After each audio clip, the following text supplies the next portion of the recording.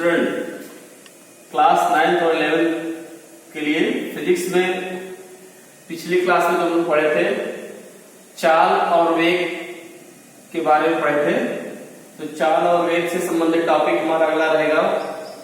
आज हम लोग पढ़ेंगे त्वरण। चैप्टर वही चल रहा है गति या रिजरेखी पथ पर गति। तो इसमें टॉपिक रहेगा त्वरण, एक्सेलरेशन। त्वरण क्या होता है? यदि कोई गतिमान वस्तु है, गति कर रही है और गति के दौरान वस्तु का वेग परिवर्तित हो रहा है, गति के दौरान वस्तु का वेग परिवर्तित हो रहा है, तो उस स्थिति में वस्तु के वेग में परिवर्तन की दर को त्वरण कहा जाता है। अर्थात त्वरण की परिभाषा क्या होगी? किसी गतिमान वस्तु के वेग में या वेग परिवर्तन की दर को त्वरण कहते हैं।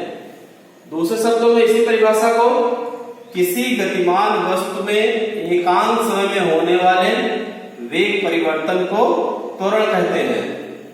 इसे स्मॉल ए से प्रदर्शित किया जाता है। तो किसी वस्तु में त्वरण कब काम करेगा? जब वस्तु का वेग परिवर्तित हो रहा है। यदि वस्तु के वेग में परिवर्तन नहीं होगा तो वस्तु का जो त्वरण होगा वो शून्य होगा, क्योंकि वस्तु में त्वरण तभी प्राप्त होगा जब वस्तु का वेग परिवर्तित हो। जैसे उदाहरण के लिए कोई वस्तु है, गतिमान अवस्था में है, वो 10 मीटर पर सेकंड के वेग से गतिमान है। यदि 10 सेकंड पश्चात भी इसका वेग 10 मीटर पर सेकंड रहता है, फिर अगले 10 सेकंड पश्चात भी इसका वेग 10 मीटर पर सेकंड ही रहता है, तो इस स्थिति में यहाँ पर हर समय बाद वेग में वस्तु का वेग वही है, वस्तु के वेग में कोई परिवर्तन नहीं हो रहा है, अर्थात वस्तु एक नियत वेग से गतिमान है।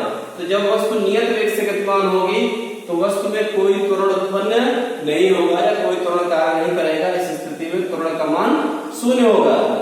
यदि वस्तु का वेग परिवर्तित हो, यदि वस्तु का वेग परिवर्तित हो तो वेग परिवर्तन के कारण समय के साथ जो भी वेग परिवर्तन होगा उसी को कहा जाएगा त्वरण। जैसे यहाँ पर प्रारंभ में एक बिंदु ए है, यहाँ पे एक वस्तु 10 मीटर पर सेकंड से गतिमान है। 10 सेकंड पश्चात वस्तु गति करते हुए बिंदु बी पर पहुंची और यहाँ पर वस्तु का वेग हो गया 20 मीटर पर सेकंड। वस्तु का वेग हो गया 20 मीटर प्रति सेकंड। तो प्रारंभ में वस्तु किस वेग से गतिमान थी? 10 मीटर पर सेकंड के वेग से गतिमान थी।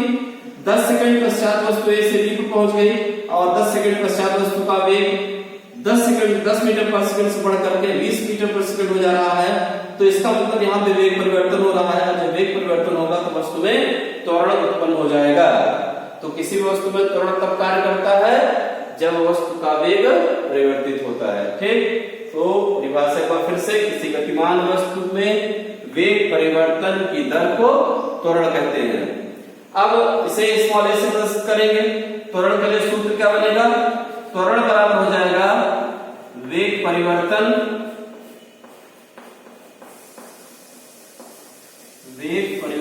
बटे समय अंतराल। त्वरण बराबर हो गया वेग परिवर्तन बटे समय अंतराल। प्रत्येक चिन्हों में इसको दर्शाते हैं। तो त्वरण को हम ए से प्रदर्शित करते हैं और वेग परिवर्तन वेग के लिए पीछे दिखाया गया था, वेग को बी से प्रदर्शित करते हैं। परिवर्तन लगा रहे हैं, डेल्टा लगा लिए, ये हो गया delta v upon delta T, delta v upon delta T. ये त्वरण का सूत्र हो गया। त्वरण बराबर वेग परिवर्तन बटे समय अंतराल और त्वरण को ए से लिखते हैं, वेग परिवर्तन को डेल्टा वी से, समय अंतराल को डेल्टा टी से। तो इसके लिए फॉर्मूला बना A equal to delta v upon delta t. ठीक, अब इसका मात्रक क्या हो जाएगा? त्वरण का मात्रक, त्वरण का मात्रक ये हो जाएगा वेग परिवर्तन। वेग परिवर्तन का मतलब वेग को परिवर्तित करेंगे तो हमें जो नई राशि मिले तो वे भी वेग ही होगी। और इसका मात्रक होता है, वेग का मात्रक मीटर प्रति सेकंड और समय अंतराल अर्थात समय का मात्रक हो जाएगा सेकंड, तो मीटर प्रति सेकंड बटे सेकंड तो ये हो जाएगा मीटर प्रति सेकंड स्क्वायर। ठीक, तो त्वरण का मात्रक क्या हो गया? मीटर प्रति सेकंड स्क्वायर। अब इसका विमीय सूत्र क्या होगा? त्वरण का विमीय सूत्र, विमीय सूत्र, तो विमीय सूत्र हो जाएगा मीटर के लिए लंबाई का मात्रक है L और सेकंड समय का मात्रक है T, तो T की पावर ऊपर ले आ दी जाए, ये हो जाएगा L T की पावर -2। ठीक, तो ये हो गया त्वरण का सूत्र हो गया, मात्रक हो गया और विमीय सूत्र हो गया। अब त्वरण कैसी राशि है? सदिश राशि है, अदिश राशि है, अर्थात त्वरण में दिशा होती है अथवा नहीं होती है। तो त्वरण प्रदर्शित किसको कर रहा है? वेग परिवर्तन को।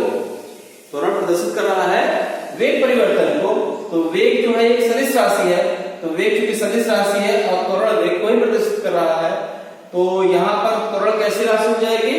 त्वरण एक सदिश राशि होगी, त्वरण एक सदिश राशि होगी। तो एक्सीलरेशन जो है ये एक वेक्टर क्वांटिटी है, वेक्टर क्वांटिटी होने के कारण त्वरण को जब दिखाएंगे यहाँ पर वेक्टर लगा सकते हैं प्रदर्शित करने के लिए। न्यूमेरिकल के समय इसे नहीं लगाया जाएगा, केवल प्रदर्शित कर रहे हैं, प्रतीक हमें पता चल रहा है, वेक्टर लगा दिया तो ये निश्चित हो गया कि त्वरण की ये जो भी राशि है, अब यहाँ पर हमारे त्वरण है तो ये कैसी राशि हो जाएगी? वेक्टर है तो सदिश राशि ही है, तो तीर लगा देने से ये पता चल जाता है कि जो भी राशि दी गई है वो एक सदिश राशि है। ठीक है, तो इस प्रकार से ये हो गया त्वरण।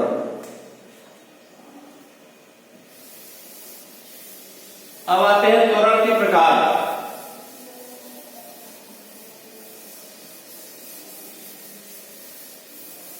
त्वरण के प्रकार,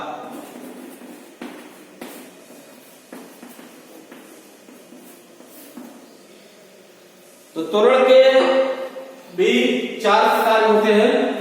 पहला एक समान त्वरण, एक समान त्वरण, और दूसरा होगा असमान त्वरण, तीसरा औसत त्वरण,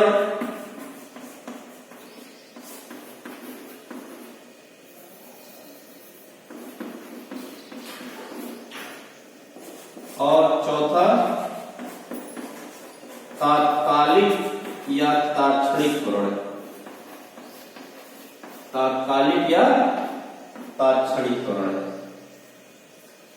एक समान त्वरण और असमान त्वरण। पहले एक समान त्वरण क्या होता है?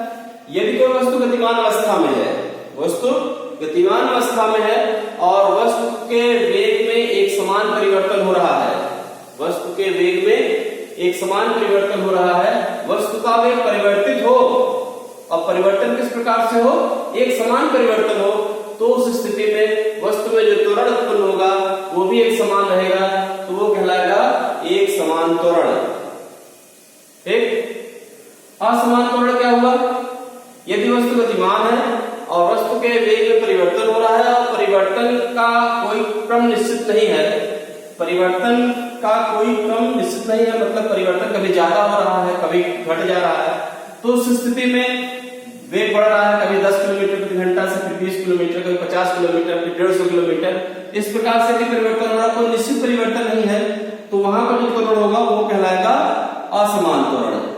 ठीक, अब यदि कोई वस्तु असमान त्वरण से गतिमान है, तो जब असमान त्वरण से गतिमान होगा तो वस्तु का हम औसत त्वरण निकालेंगे, जो भी त्वरण परिवर्तन हो रहा है पूरे समय के दौरान, उस पूरे का हम औसत निकाल लेंगे, तो औसत त्वरण मिल जाएगा। तो जो भी त्वरण परिवर्तन दिखा रहे हैं, पहले 10 सेकंड परिवर्तन, फिर 20 सेकंड परिवर्तन, इस प्रकार से जितने परिवर्तन होंगे सभी का हम औसत निकालेंगे, और औसत निकालने में जो त्वरण हमें मिलेगा वो कहलाएगा औसत त्वरण। तात्कालिक त्वरण, तात्कालिक त्वरण क्या होता है? तात्कालिक शब्द के लिए मैंने पिछले क्लास में बताया था कि तात्कालिक का मतलब होता है किसी क्षण विशेष, किसी क्षण विशेष के लिए हमने उदाहरण दिया था, जैसे गाड़ी चल रही है और उसके स्पीडोमीटर को देखते हैं, तो स्पीडोमीटर जिस क्षण हम देखते हैं उस क्षण जो स्पीड बताता है वो उसकी तात्कालिक स्पीड होती है, इंस्टैंटेनियस स्पीड होती है, उस क्षण उसकी चाल उतनी है। अगले समय कुछ देर बाद मीटर देखेंगे कुछ और होगा, फिर कुछ देर बाद मीटर को हम देखेंगे तो कुछ और स्पीड हो जाएगी। इस प्रकार से जिस क्षण हम लोग मीटर को देख रहे हैं उस क्षण विशेष पर जो उसकी चाल है वो कहलाती है तात्कालिक चाल। तो तात्कालिक का मतलब होता है किसी क्षण विशेष। तो यहाँ पर इसकी परिभाषा क्या हो जाएगी, यदि कोई वस्तु गतिमान अवस्था में है तो गतिमान अवस्था में किसी विशेष क्षण पर वस्तु में उत्पन्न होने वाले त्वरण को तात्कालिक त्वरण अथवा तात्क्षणिक त्वरण कहते हैं। किसी गतिमान वस्तु में किसी क्षण विशेष में जो भी त्वरण प्राप्त हो रहा है उसे कहा जाएगा तात्कालिक अथवा तात्क्षणिक त्वरण। परिभाषा के अनुसार इसके लिए फॉर्मूला भी लिख दिया जाए। फॉर्मूला फिलहाल वही रहेगा, लेकिन यहाँ तात्कालिक question A is equal to हो जाएगा limit delta t tends to 0 delta b upon delta t. क्या पढ़ा जाएगा इसको इस प्रकार से, A इक्वल टू हो जाएगा limit delta t tends to 0 delta b upon delta t. इस लिमिट को हटाते हैं तो इसको मैथमेटिकल रूप में, गणितीय रूप में इस प्रकार से लिखा जाता है A is equal to dv upon dt। A equal to dv upon dt। तो ये तरीका हो गया तात्कालिक त्वरण को प्रदर्शित करने का। तो ये लिखा जाए A equal to limit delta t tangent to 0 delta b upon delta t, या A इक्वल टू इस पूरे फंक्शन को dv अपॉन dt लिख सकते हैं। d का मतलब होता है सूर्य परिवर्तन, तो dv का मतलब वेग में सूर्य परिवर्तन और dt का मतलब समय में सूर्य परिवर्तन। डेल्टा टी टेंजेंट टू 0 इसका मतलब फिर से एक बार, डेल्टा टी टेंजेंट टू 0 का मतलब डेल्टा टी जो है समंतराल है और समय क्या है विशेष क्षण विषय बता रहे हैं, तो विशेष क्षण का मतलब बहुत ही छोटा समय होगा। तो यहाँ पर डेल्टा टी टेंजेंट टू 0 का मतलब होता है डेल्टा टी का मान बहुत छोटा है और इतना छोटा है कि वो 0 के नजदीक पहुंच रहा है किंतु 0 नहीं हो रहा है। तो इस प्रकार से ये हो गया हमारा त्वरण। तो त्वरण और त्वरण के प्रकार, त्वरण का सूत्र, मात्रक, विमेय सूत्र, त्वरण कैसी राशि है आदि चीजों के बारे में।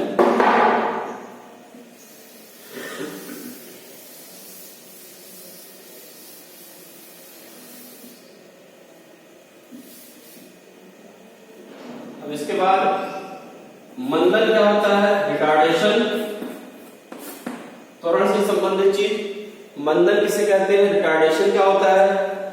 तो त्वरण और मंदन में अंतर क्या है, जब वस्तु गतिमान अवस्था में हो, गतिमान अवस्था में होने पर यदि वस्तु का वेग परिवर्तित हो रहा है और परिवर्तन इस प्रकार से हो रहा है कि वस्तु का वेग लगातार बढ़ रहा है, वस्तु का वेग लगातार बढ़ रहा है, तो जब वस्तु का वेग लगातार बढ़ता है तो जो वस्तु में वेग परिवर्तन की दर निकालते हैं उसे हम लोग त्वरण कहते हैं। वेग लगातार बढ़ रहा हो और हम लोग वेग परिवर्तन की दर निकाले अर्थात एकांश में होने वाले वेग परिवर्तन को निकाले, तो उस स्थिति में हमें जो एकांश में वेग परिवर्तन प्राप्त होगा उसे हम त्वरण कहेंगे। किंतु यदि वेग परिवर्तन इस प्रकार से हो कि वेग घट रहा हो, वेग घट रहा हो, यदि वेग घट रहा हो तो उस स्थिति में जो भी वेग परिवर्तन की दर होगी उसे कहेंगे मंदन। तो मंदन और त्वरण में क्या अंतर आया, बढ़ते हुए वेग परिवर्तन की दर को त्वरण कहा गया और घटते हुए वेग परिवर्तन की दर को मंदन कहा गया। तो मंदन क्या होता है, एक तरह से मंदन को हम एकदम शॉर्ट में कर सकते हैं कि ऋणात्मक त्वरण को मंदन कहते हैं। ऋणात्मक त्वरण के मान को मंदन कहते हैं।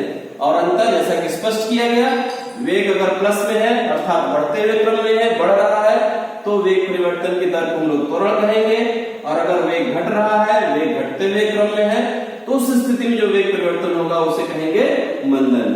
ठीक, तो त्वरण और मंदन में सिर्फ यही अंतर है कि त्वरण का मान धनात्मक होगा और मंदन की स्थिति में त्वरण का मान ऋणात्मक होगा। तो ये हो गया मंदन और त्वरण।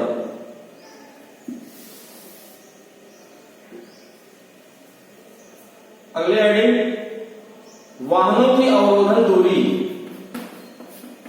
वाहनों की अवरोधन दूरी, स्टॉपिंग डिस्टेंस क्या होता है।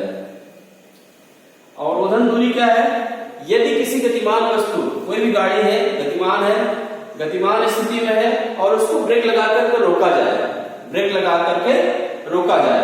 तो जैसे ही हम लोग ब्रेक लगाएंगे, ब्रेक लगाने पर गाड़ी तुरंत नहीं रुकती है, ब्रेक लगाने पर गाड़ी तुरंत नहीं रुकती है। तो उस स्थिति में ब्रेक लगाने पर गाड़ी या वाहन के द्वारा जो भी दूरी तय की जा रही है उसे कहते हैं अवरोधन दूरी। ब्रेक लगाने पर गाड़ी के द्वारा, वाहन के द्वारा, गतिमान वस्तु के द्वारा जो भी दूरी तय की जा रही है उसे कहा जाएगा अवरोधन दूरी। ठीक, ये हो गया स्टॉपिंग डिस्टेंस। स्टॉप करने पर जो भी डिस्टेंस चाहिए, क्योंकि वस्तु गतिमान है तो जिस तरह ब्रेक लगाया जाएगा, ब्रेक लगाने पर गाड़ी तुरंत विरामावस्था में नहीं आ जाएगी, विरामावस्था में आने पर कुछ समय लगेगा और उस समय के दौरान गाड़ी के द्वारा कुछ न कुछ दूरी तय की जाएगी। ठीक, फॉर्मूले के द्वारा अगर दिखाएंगे तो इसके लिए हम गति का समीकरण दिखाएंगे। गति के समीकरण इसके बाद पढ़ाते हैं, तो इसके लिए फिर फार्मूला बनाया जाएगा। परिभाषा क्लियर हो गई। गतिमान वस्तु अथवा वाहन पर ब्रेक लगाने पर जो भी दूरी तय की गई उसे कहेंगे अवरोधन दूरी। ठीक, अब इसके बाद अगले हेडिंग आता है गति के समीकरण। गति के समीकरण, इक्वेशन ऑफ मोशन। गति के समीकरण, इक्वेशन ऑफ मोशन। समीकरण क्या होता है? गति के सामान्यतः 3 समीकरण दिए गए हैं।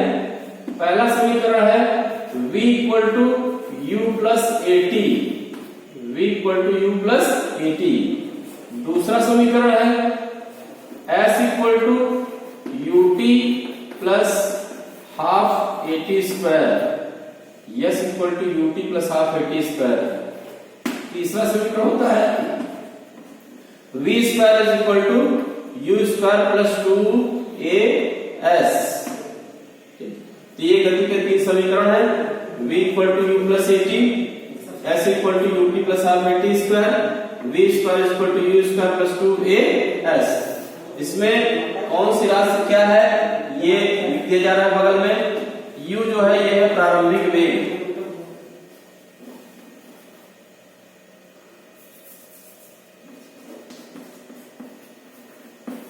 u क्या है? प्रारंभिक वेग। इस समीकरण में v क्या है? ये है अंतिम वेग। v जो है ये हो गया अंतिम वेग। a क्या है? त्वरण, एक्सेलरेशन। s दूरी और t ये हो गया समय। तो इस प्रकार से गति के 3 समीकरण, 3 समीकरण में तीनों समीकरण लिखे गए। समीकरण में जो भी सिंबल यूज किए जा रहे हैं, जो भी चिन्हों का प्रयोग किया जा रहा है, वो टी, ये तीनों क्या है इसके नाम लिखे गए। अगले क्लास में हम लोग इसी समीकरण को ड्राइव करेंगे, इसी समीकरण को सिद्ध करेंगे। गति के 3 समीकरण हैं, तीनों समीकरणों को सिद्ध किया जाएगा। सिद्ध करने के लिए 3 तरीके हैं, एक एक तरीके को हम लोग पढ़ेंगे। तो आज इतना ही, एक बार इसको रिवाइज कर लीजिएगा ताकि क्लियर रहे। ये इंपॉर्टेंट टॉपिक रहते हैं, न्यूमेरिकल वगैरह से काफी पूछे जाते हैं। तो गति के समीकरण का डेरिवेशन नेक्स्ट टाइम